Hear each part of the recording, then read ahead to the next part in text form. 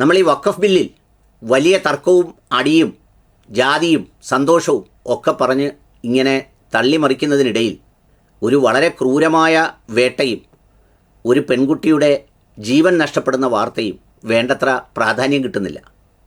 ഞാൻ പറഞ്ഞു വരുന്നത് IBയിൽ ജോലി ചെയ്ത ആ കുഞ്ഞ് ആത്മഹത്യ ചെയ്ത സംഭവമാണ്. അതിനുള്ളിൽ ജാതി തിരയാനാകാത്തതുകൊണ്ട് അത്രമേൽ വലിയ പ്രാധാന്യം അതിന് വരുന്നില്ല എന്നതാണ് സത്യം. അതിലേതെങ്കിലും ഒരാൾ വേറെതെങ്കിലും ജാതിയായിരുന്നെങ്കിൽ വലിയ ചർച്ചയും പ്രതിരോധം തീർക്കലുമൊക്കെ ഗംഭീരമായി നടന്നേനെ.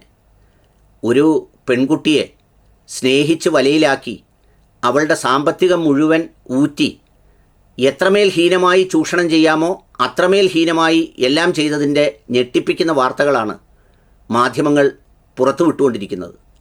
അത് പൊതുസമൂഹമാരും അത്രമേൽ ശ്രദ്ധിക്കുന്നില്ല. ഈ ദുരന്തമുണ്ടായപ്പോൾ മലപ്പുറത്തുള്ളതാണ് പ്രതി എന്ന് പറഞ്ഞപ്പോൾ അതിന് മറ്റു പല മാനങ്ങളും വരുമെന്നാണ് ഒരുപാട് പേർ പ്രതീക്ഷിച്ചതെങ്കിലും ദൈവകൃപയാൽ അങ്ങനെ ഒരു സംഭവം ഉണ്ടായില്ല. കൂടെ ജോലി ചെയ്യുന്ന ഒരുത്തൻ, ഒരു സഹപ്രവർത്തക എന്നത് പോട്ടെ, അപരിചിതരോട് പോലും കാണിക്കാൻ കഴിയാത്ത വിധം ക്രൂരമായി ശാരീരിക ചൂഷണവും സാമ്പത്തിക ചൂഷണവും അടക്കം എല്ലാം ചെയ്തു എന്നതാണ് ഇപ്പോൾ പുറത്തു വന്നുകൊണ്ടിരിക്കുന്ന വാർത്തകൾ.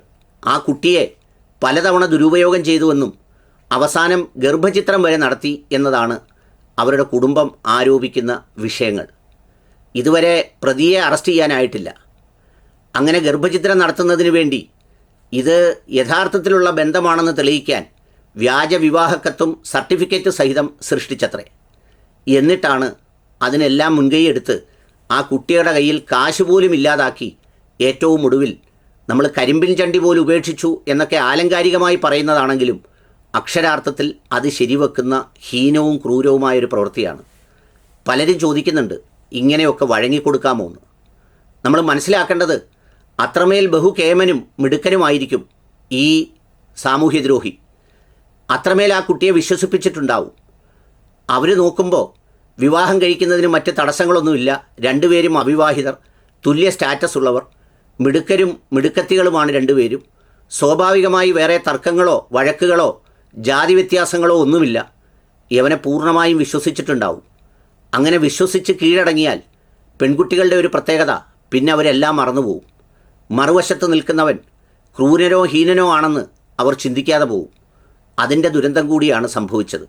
സാധാരണ ഇത്തരം സംഗതികളൊക്കെ ഉണ്ടാകുമ്പോൾ അതിന് വലിയ വാർത്താ കോലാഹലങ്ങളും അത്തരം കാര്യങ്ങളുമൊക്കെ ഉണ്ടാകേണ്ടതാണ്. പക്ഷേ നിർഭാഗ്യവശാൽ അത് എങ്ങും എത്താതെ നിൽക്കുന്നു എന്നുള്ളതാണ് അതിൻ്റെ ഒരു പ്രത്യേകത. ഇത് ഒരുപാട് പേർക്ക് ഇനിയെങ്കിലും ജീവിച്ചിരിക്കുന്നവർക്കൊരു ഗുണപാഠമാകണം. കുടുംബം, ജീവിതം, അത്തരം കാര്യങ്ങളൊക്കെ മറന്ന് ഇതുപോലെയുള്ള നരാധമന്മാരെ കാമുകനായോ ഭർത്താവായക്കാനെന്നൊക്കെയുള്ള ആഗ്രഹത്തിൽ ചിന്തിച്ചു പോയാൽ ഈ ദുരന്തം ഇനിയും ആവർത്തിക്കപ്പെടുക തന്നെ ചെയ്യും. ആ മാതാപിതാക്കൾക്ക് നീതി കിട്ടണം.